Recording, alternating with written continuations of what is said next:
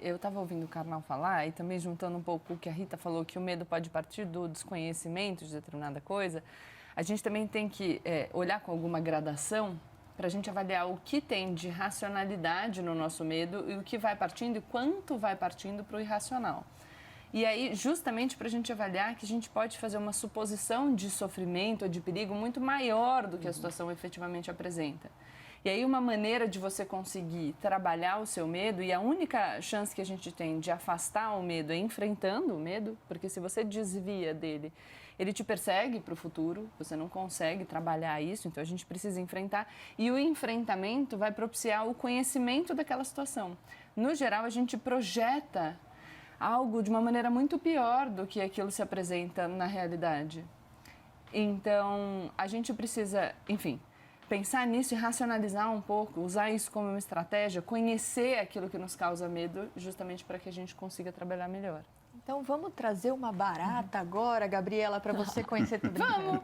Olha, gente... Exposição moderada ao que causa o medo e controlada é uma das formas terapêuticas de você superar o medo. Uma exposição moderada e controlada. Não é jogar a pessoa num balde de barata. Tem vezes que a gente também não sabe, né, do que a gente tem medo. Então, muitas vezes a gente entra num estado de extrema ansiedade, né, que é meio que o início dessas fobias, e pânico, justamente porque a gente não sabe o que está por vir. Então, também é importante buscar ajuda, né, se isso começa a realmente atrapalhar a vida, porque tem gente que tem síndrome do pânico, por exemplo, e acaba não sabendo nem o que é aquilo que ela está sentindo. Né? É importante procurar ajuda mesmo. Gente, lembrando que a gente tem aqui o nosso perfil no Instagram, o perfil do CNN Tonight. Você acompanha tudo que rola aqui no programa, também nos bastidores. Tem muita coisa legal. Para seguir a gente, é só apontar a câmera do teu celular para o QR Code que está ali no cantinho da tela e você vai para a nossa página, @CNN Brasil Tonight. Agora, olha só, o medo é um tipo de emoção. Então, como o nosso cérebro reage a ele, a gente vai ouvir agora a explicação do médico neurologista e professor da Universidade Federal de São Paulo, Fabiano Molim, que também é membro titular da Academia Brasileira de Neurologia. Olha só. O cérebro está aqui para cuidar do corpo internamente e para cuidar da relação desse corpo com o ambiente.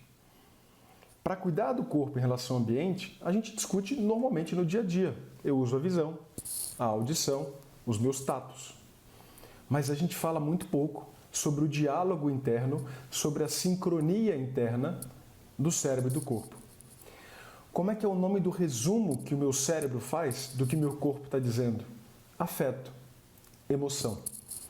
Portanto, as emoções são uma tentativa de diálogo do corpo com o cérebro. Isso que o corpo leva para o cérebro, nós chamamos de afeto. Essa construção que o cérebro faz a partir da memória prévia que ele tem para dar significado ao afeto, nós chamamos de emoção.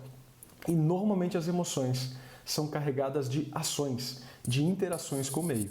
Então, uma informação interna leva a uma identidade no cérebro do que está acontecendo para que eu possa agir. Muito importante, a gente vai ouvir outras entrevistas aqui ao longo do Tonight para discutir um pouquinho esse medo. Lembrando que a gente também vai ter o nosso quiz das fobias. Preciso estudar. Não pode estudar, não dá tempo. Não vai dar tempo, não dá para estudar, vai ser com o que você tem. Tudo bem, calma. É tudo depois surpresa. eu sou competitiva, entendeu?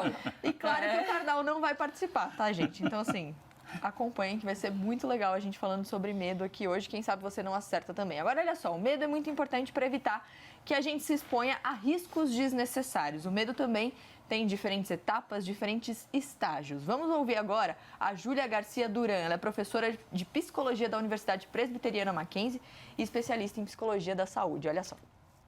O medo ele pode ser descrito em 6 fases, que começa da prudência, a cautela, o alarme, passando para o estado de ansiedade, chegando ao pânico e, por fim, ao terror.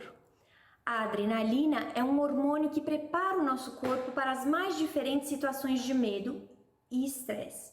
Ela é liberada diante da percepção do risco elevado, levando o corpo a ficar pronto para a fuga ou buscar estratégias de proteção.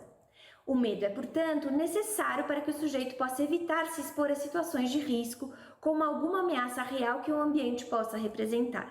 Nesse sentido, ele é importante, pois leva o sujeito a tomar providências que diminuam a chance de sofrer alguma situação negativa para ele. Se o indivíduo por algum mecanismo psíquico, negar ou recusar a percepção do risco, ele pode ter comportamentos onipotentes que o colocam em maior risco.